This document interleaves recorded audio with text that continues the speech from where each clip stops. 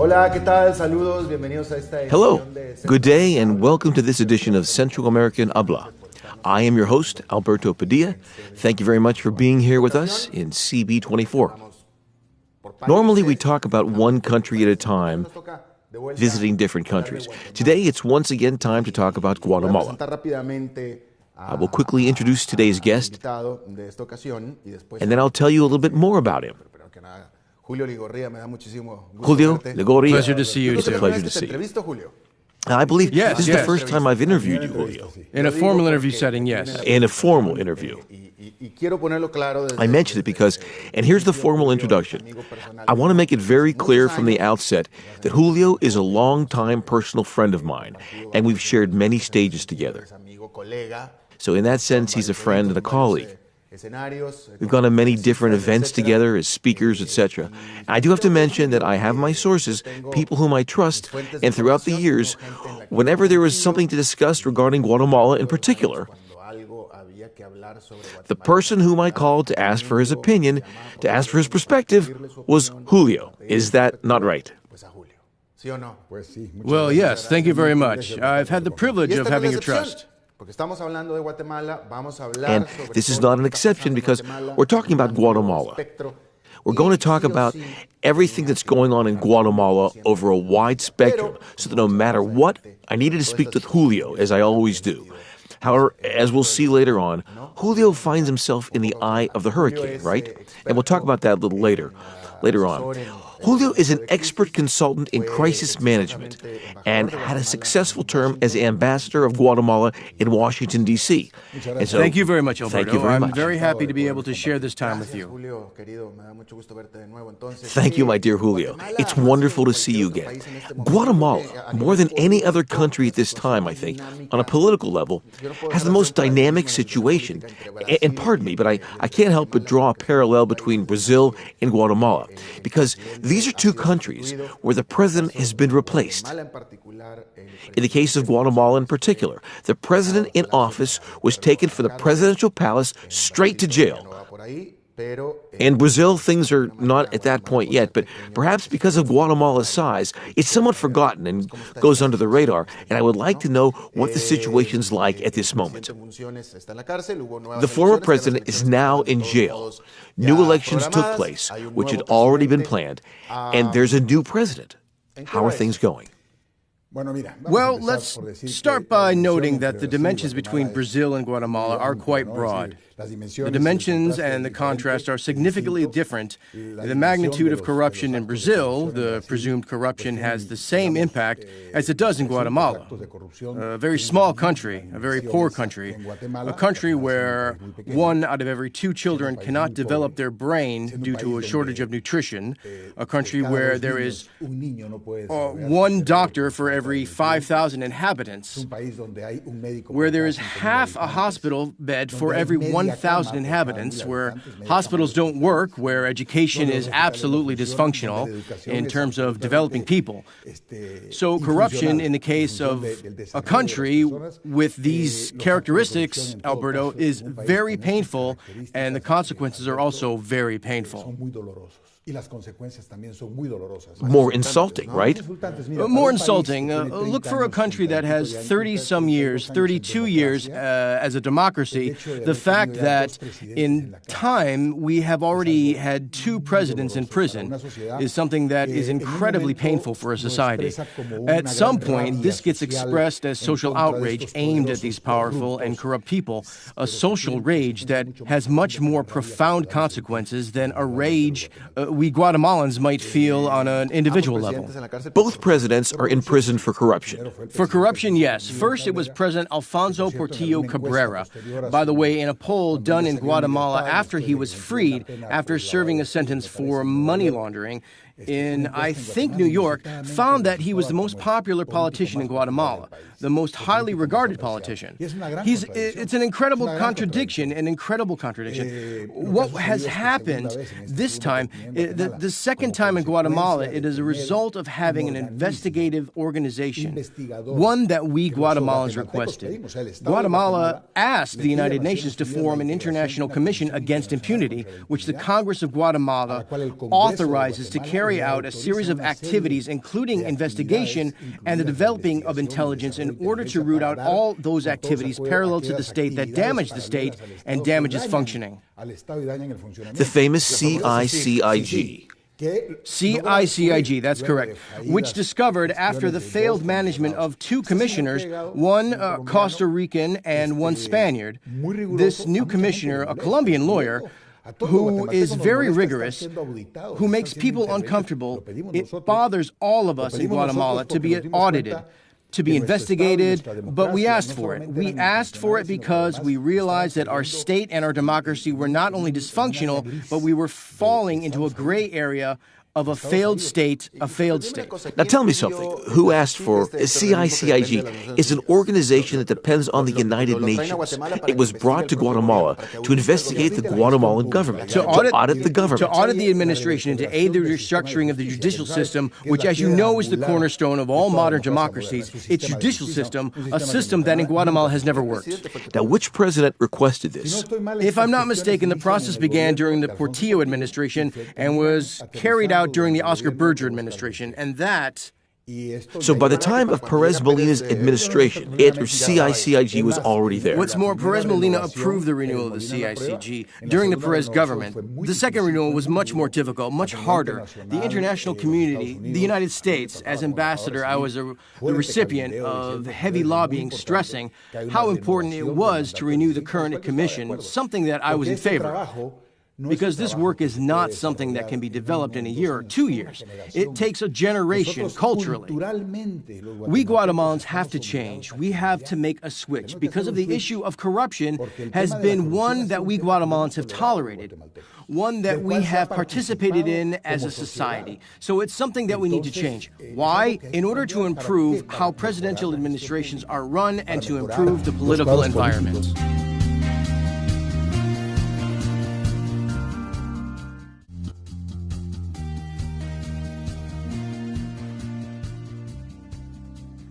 Now, according to news reports, we're talking about corruption, private jets, yachts, mansions, specifically those owned by the former vice president who is once again in jail. My question is, what can someone be thinking, knowing that the CICIG is there precisely to investigate what I will do regarding corruption and yet be so corrupt that I go ahead and buy a mansion, a yacht, and a jet? I mean, what are they thinking?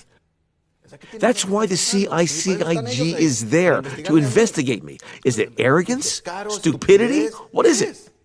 I think it's a combination of many things, but above all, particularly in the case of this former vice president that you mentioned, I think there's a great deal of arrogance and hubris which the country did not forgive, nor will they ever forgive her for it. It's a painful divide, and let me reiterate, no Guatemalan with an ounce of common sense understands exactly what happened. Undeniably, it is very troublesome, very uncomfortable, and has us spinning in our chairs. The shock was so big, the shock was so significant because it encompasses so many areas, because there was so much corruption, and they, the CICG, keep on digging up more, and things keep coming to light, and they will keep on coming to light. For example, how can you explain that in Guatemala, suddenly, in less than 60 days, the equivalent of the IRS, which collects taxes for the government, is able to get the country's most iconic companies to pay more than 1.3 billion quetzals for tax evasion? Okay, so how much is that in dollars? Well, it's a little over 100 million, but in quetzals, it's a lot of quetzals. Just like the popular joke in Spain goes, it's all the pesetas. Okay, it's indeed all the quetzals. When, for so many years, we've witnessed the private sector, for example, refusing to participate in comprehensive tax reform, often with a very solid argument, note that they were all technically solid. But you reject tax reforms while at the same time you're a tax evader. What's the moral solvency to continuing to behave like that? So what you're saying is that these $100 million, 1.3 billion quetzals, they're paid to the authorities.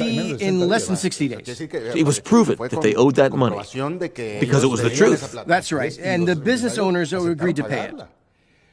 Because it was the truth, and I'll tell you, theirs isn't the only case. You have to keep in mind that in Guatemala, out of 16 million inhabitants, there are only 1.5 million taxpayers. 80% of which is collected on income is from a base of tens of thousands, not millions of people. So yes, it is true that there's an inequality in Guatemala, which is our greatest challenge. There's a lot of poverty and there's a lot of wealth, but there's also a lack of responsibility. How can you explain that we have to give services to about 6 million people in the indigenous population, for example, but they participate in an informal economy where they have no responsibility? Services have to be provided to them, but they do not give anything back to the state. So how do we resolve this very complex challenge? Tell me something, Julio. For me, there is a very clear gap in Guatemala between now. I know Guatemala very well. I've been there many times. I know the business owners very well, and I've also gotten to know, not so much the governing class, but I've gotten to know the presidents. I've been at many events with businessmen in Guatemala, and let me tell you something. There are very few countries in Latin America where the business owners are so involved in the discussion about development as in Guatemala. They're involved, at least on the level of events, of making public statements about the future of Guatemala, which does not occur in many other countries. So I have been to events in Guatemala where large business owners make proposals. They do research and propose steps for development in Guatemala, etc., with a great deal of commitment. Then you have Guatemala's presidents who say the same things. Yet what you are saying is true. Guatemala continues to be one of the poorest nations in Latin America. So there's a gap. It seems that the goals of the business owners and the presidents are the same, but somewhere along the road, there's a total divergence.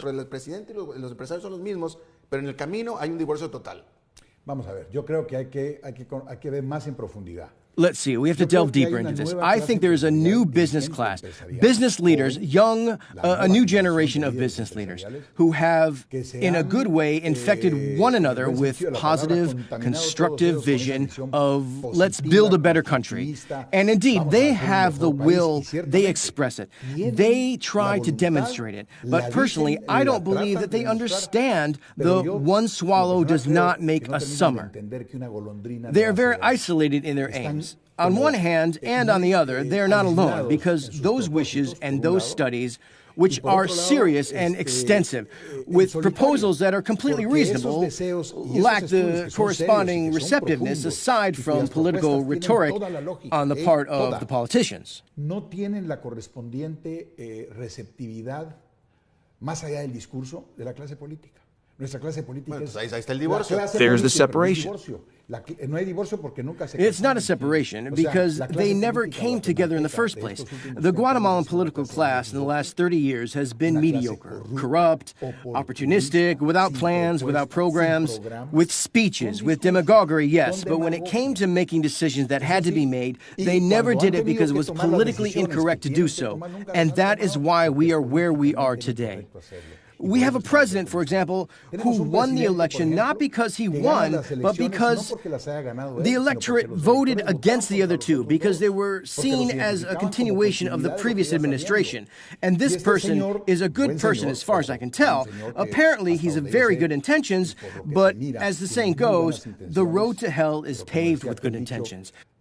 And this person has good intentions, but obviously no idea how to run a country, or how to manage a country, or how to... Now,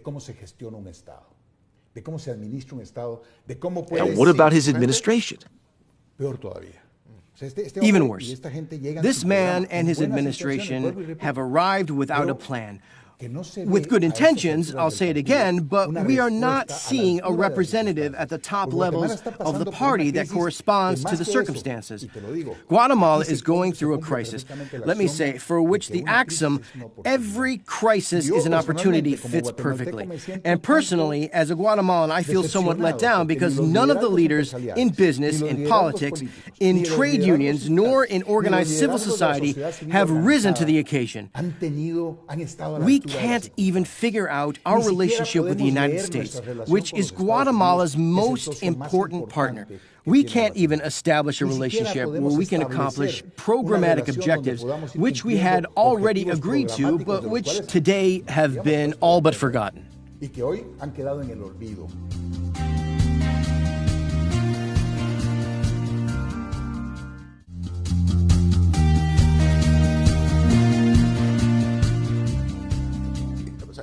Clearly, there is something that the entrepreneurs are not doing well. Because again, on the one hand, they come up with proposals. We're talking about the fact that they've done important studies, that they've put out to do professional studies in order to have good proposals, etc.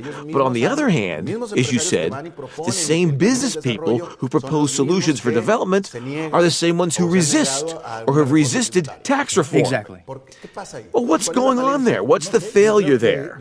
I don't know. I think it's amongst themselves where the factions anchored in the past, for one thing, they don't see the need to modernize. For example, what was so bad... Allow me to interrupt you, because I don't believe you when you say, I think. You know them. You are there. Well, no, I'm not there, because quite frankly, if I were there, things would be at least very different. I'm very direct. But you are. You know them. You have to know what the problem is. Yes, I think that there's a faction with Guatemalan business that holds back these who want to modernize. It must be a very important faction.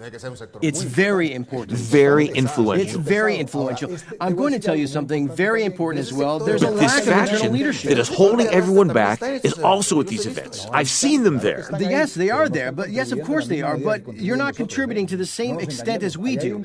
Let's not kid ourselves. There's a small group that wants to move forward and another small group that wants to maintain the status quo. And that is something that's very negative. What, for example, would be so bad about the top business leadership of Guatemala taking a step forward and saying, gentlemen, this is the fiscal reform that needs to take place in Guatemala. They've never done that? Look, the proposal that the president sent over, unfortunately, was a disaster. The reform was nothing but an increase in taxes. Furthermore, it was a complete threat to the system itself. He had to withdraw it. Last week, I think the president himself withdrew it because, in truth, it was not in step with the profound needs of the country. This is the opportunity, for example, for that positive, creative private sector to come forward and say no, because they know where the loopholes are, where the black holes and the tax codes are. Let them come forward to really renew Guatemala. But let's be clear, this is also happening because all Guatemalans, including the majority, almost 69%, who are in the informal economy, who are economically active, and the 69% doesn't pay taxes. That 69% has to be taxed somehow. Throughout the VAT, the value-added tax, for example, because what's our greatest challenge? To widen the tax base. Yes, that sounds nice in a speech. Let's widen the tax base. But how? It's practically an impossible task. The VAT, for example, is a rhetorical and pragmatic approach. Now it requires setting politics aside because this approach is not politically attractive. But of course not. But how else do we make sure that hospitals are functioning? How do we stop children from dying? How do we produce better schools, which are the fundamental pillars of society? How do we continue to strengthen the judicial system so that the Attorney General's office keeps doing what it needs to do, but it needs more resources if we don't all contribute? I agree. Let those who have more pay. It's what's politically attractive. But what happens with those who can also pay, though they pay less? Who's going to collect for them? There is something that I find surprising about Guatemala, and that makes me very, very sad, because I love Guatemala very much. Guatemala is a very rich country. It's very rich. There's simply a lot of vegetation. It's one of those countries, I've always said it's a country where if you don't have anything in the refrigerator, or you don't have a refrigerator, you can go outside to the mango tree and pick a mango and eat it, and you're set. It's a very beautiful country. It's a large country. You go to Guatemala City. I don't know if you, the viewer, have been, but it's a vibrant, growing, modern city, etc. And yet, it's not a country with large barren areas where you walk without finding food. It's one of the countries with the highest rate of malnutrition in Latin America. Number one. The fifth in the world. How is that possible? Number one in America. How can that be?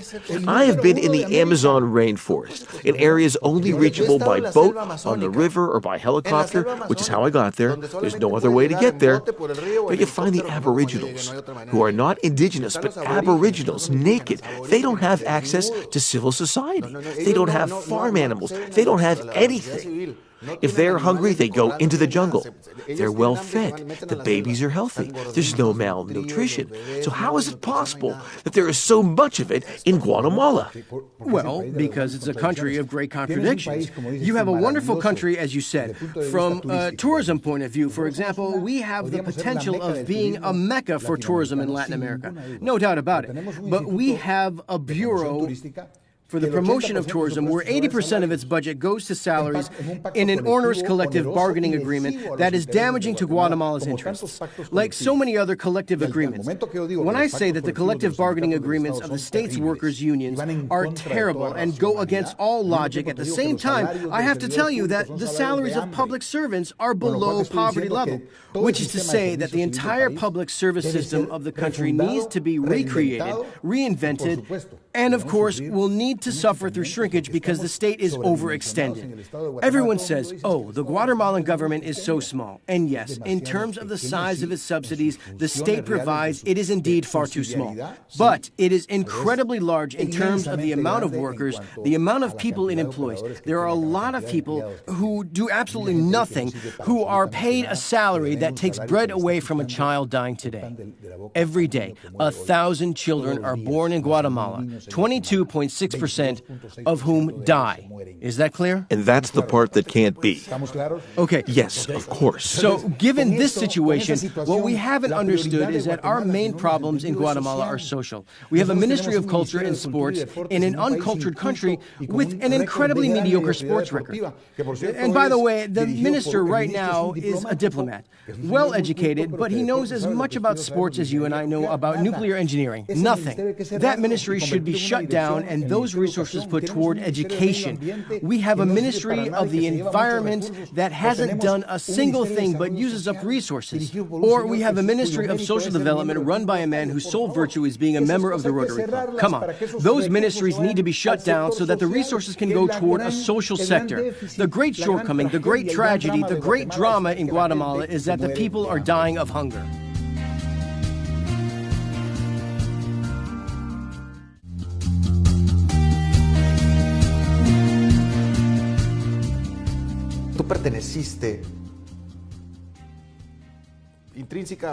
You were, intrinsically or de facto, a part of President Perez Molina's administration. For the first time? Yes, the first time. Was this the first time you were part of a government? Okay, you were part of a government, you were ambassador in Washington, of Guatemala in Washington, and obviously you stood out because of that. Yes. And there's nothing wrong with that because it's the truth. What are your thoughts about that? I didn't think you'd ask me that question, frankly. It's a complex, complicated question, and in some ways rather sad for me because I never accepted a position. I never worked for the state. I didn't have contracts with the state in my 30, 35, almost 40 years as a professional. I never worked with the state. I never received a penny from the state. So working as an ambassador is not working for the state? But this time I accepted. This time I accepted. If someone really takes the time and looks into the work I did and how I carried out my assignment in Washington, I don't want to evaluate myself, but I think that they would be pleasantly surprised that things were done very well. If someone takes the time to ask my counterparts in the United States what their experience was working with Ambassador Ligorria, I think they would be, again, pleasantly surprised because the job was really well executed. So now I've never been a member of a political party. It is said that I was an advisor to the president during his campaign. That never happened. I stopped being an advisor of the presidents in Guatemala in the year 2000, and I left Guatemala for 6 to 8 years to take care of my wife, who later passed away. So let me tell you, I have never been a member of a political party. I had never worked with the state, and I wasn't Perez's advisor during his campaign. The actual advisor's name is Antonio Sola, a consultant of Spanish heritage who was his advisor during the campaign and during his administration. I did not advise him. But you were in fact very close to Perez Molina. Yes, of course. But there's nothing bad with that either. Look, let me tell you something. I know a lot of people won't like me to say this, but Perez Molina, at the least from my point of view, was not his friend. We only spoke about matters of the state.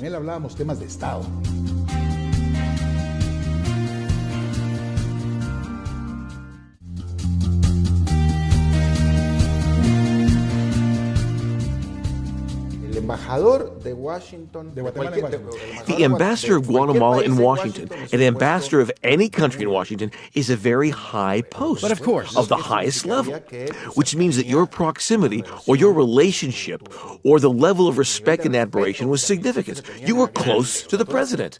To even recommend you to be ambassador in Washington is something very significant.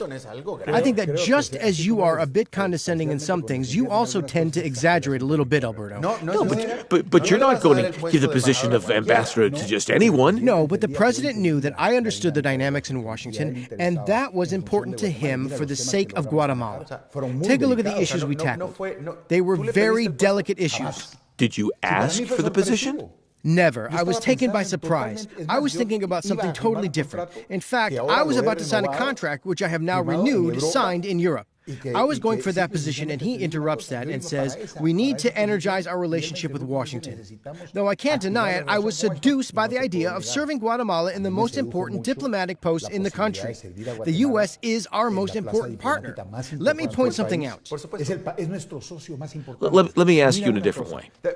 Was your posting as ambassador a reflection of your ties with the president? No, it's a reflection of, pardon my lack of modesty, but it's a reflection of the understanding of the dynamics in Washington and the president's understanding that he needed someone who understood Washington. So it wasn't a reflection of your closeness with the president? No, I mean a reward for what? A reward?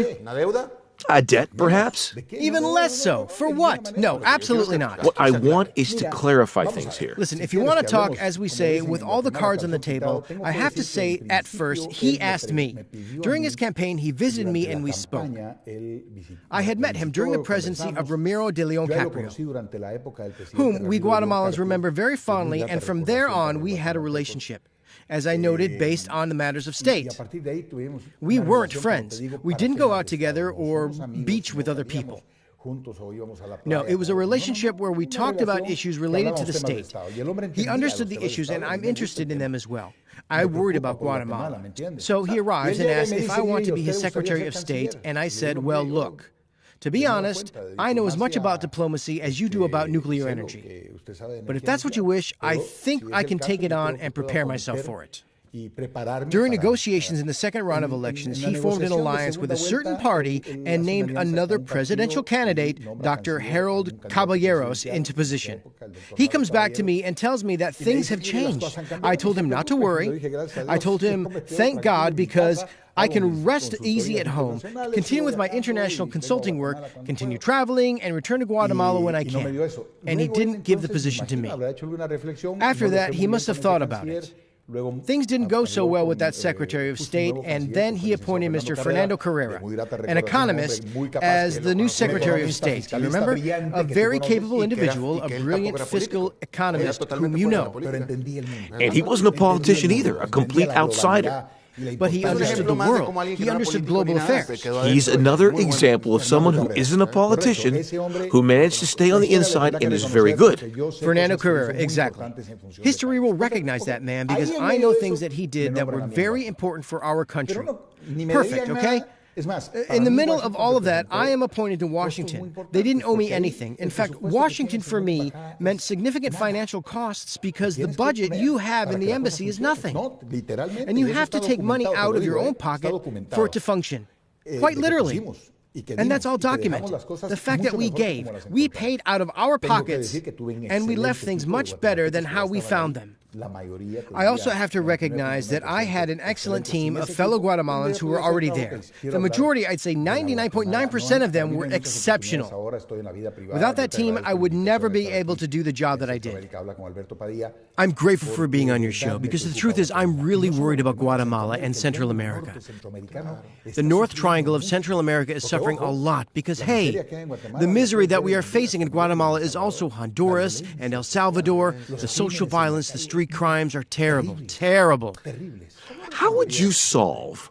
A large part of the problem is the influence drug trafficking has in politics and political life in the three countries that you've just mentioned. What do you do with that? Even one of the presidential candidates recently who came close to becoming president in Guatemala was known to have deep ties to it. Let me tell you something. This is precisely why I say you need to understand Washington. And And in Washington, drug trafficking is the cornerstone of his agenda. And if you can work with Washington on the issue of drug trafficking, on immigration, on the sustainability of jobs so that less people immigrate, if we were horrified over the 64,000 children from the Northern Triangle that I saw in 2014 at the southern border of the United States, what's going to happen with the 110,000 immigrants that arrived in 2015 and the 150,000 plus that are going to arrive this year? Listen, it's a very serious problem, and drug trafficking has infiltrated the infrastructures of the police and courts of justice in our countries. Without a solid, profound, coherent, serious, and pragmatic alliance with the United States, that problem can't be resolved. It's together with them that we can resolve it, and they want this. Es con ellos. Y ellos quieren. O sea, ellos quieren, ellos están dispuestos. So they want this. They are willing. Yes, but we have to be very professional, very serious, very reliable, and of course, get rid of the corruption that has a hold on our judicial and legal systems in our countries. Having said that, the Department of the Interior of Guatemala is at present time run by people who are fighting corruption. The Department of Interior is one of the few entities that is working in the current Guatemalan government. The Attorney General's office is another. Guatemala's equivalent of the IRS is another, and of course, with the support of the CICIG and the international community, but everything else has to come to a stop. To a stop.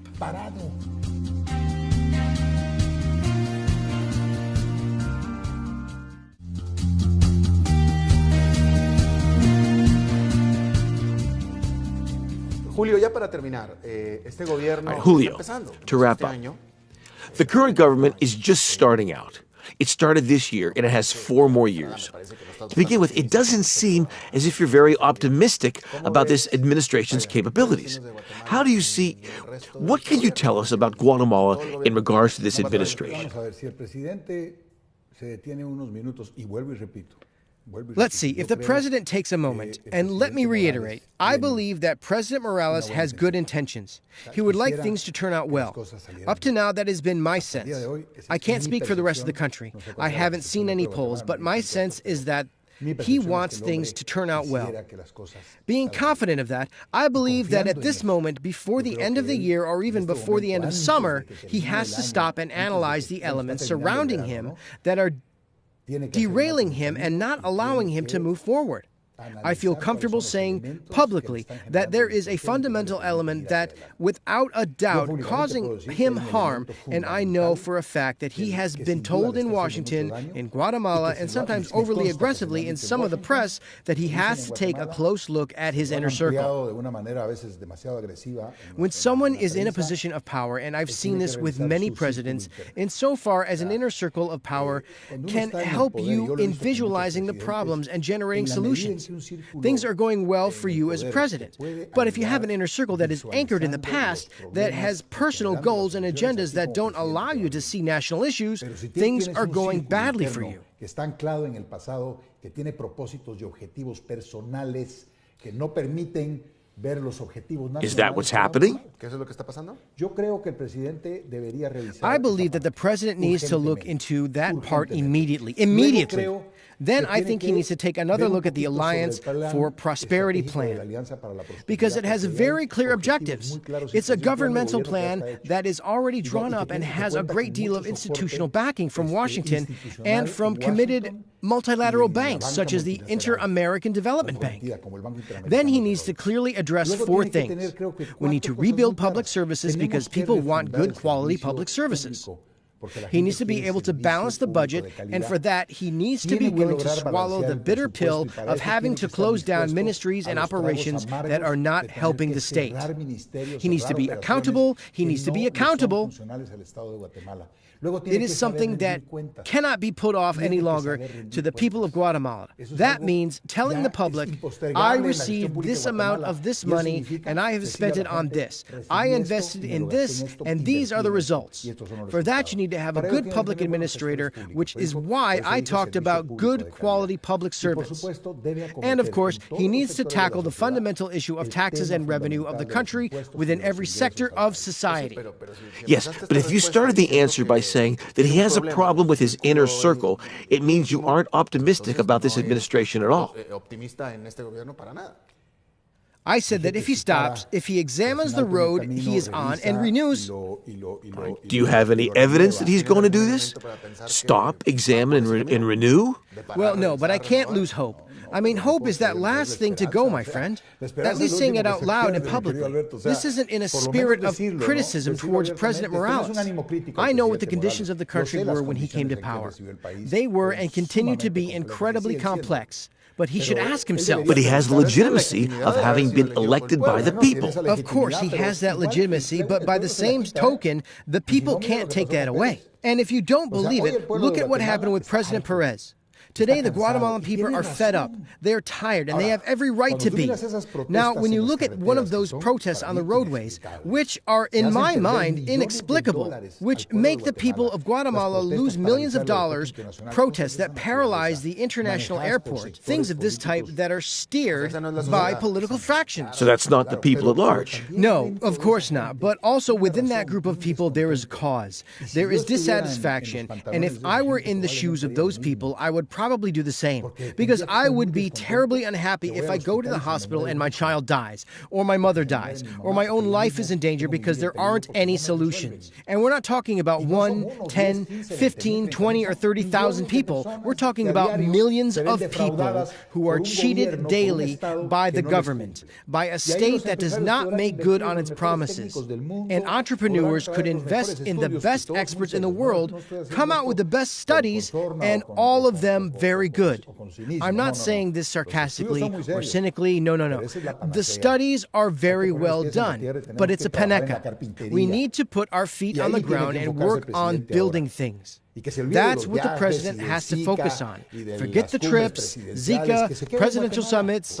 He needs to stay in Guatemala. Absolutely. I was just reflecting, and I believe I'm going to say this in all fairness. Again, I'm your friend, and I love you. So I can't be completely objective, but it's the truth. I said at the beginning of the program, why is that whenever I needed something regarding Guatemala, I would call Julio? Because Julio is someone who knows about Guatemala, about its field. Why is it that, and I'm sorry, it's the truth, but why is it that so many people in Latin America call on you to advise them in managing an image crisis? Because you are you. And that's the reason why the former administration called on you. You would have done the same. A lot of people do so, and so I did. I appreciate it a lot. You're very kind. Why do you think people buy your books? Well, if this is a commercial, my new book is coming out, and I'll be introducing it in Spain in a few... It's not strange. It's not strange that people call you. For that matter, was Perez Molina the first president to call you about something? No. Exactly. Let me stress that you have very talented individuals in Guatemala. Very talented, who have been called upon by all of the presidents. Now, the fact that, for example, a vice president like Dr. Eduardo Stein, whom I greatly respect and admire, has been called upon by President Perez and by others and says what needs to be said, doesn't mean that they listen to him. That's the problem. I mean, President Morales can call me tomorrow and I can tell him humbly that I think this is about Guatemala, and well, he hears my suggestions, but then you find that there are 4 other people who tell them that can't be done, that isn't feasible. Julio Ligorria, analyst, colleague, or colleagues, right? Of course, we're colleagues. Colleagues. Former ambassador of Guatemala in Washington, D.C., I thank you for your time. It was a good conversation. Thank you. Great to see you again, my dear friend. That's all we have time for today in this edition of Centroamérica Habla with your host, Alberto Padilla. Thank you so much for being here with us. See you again soon.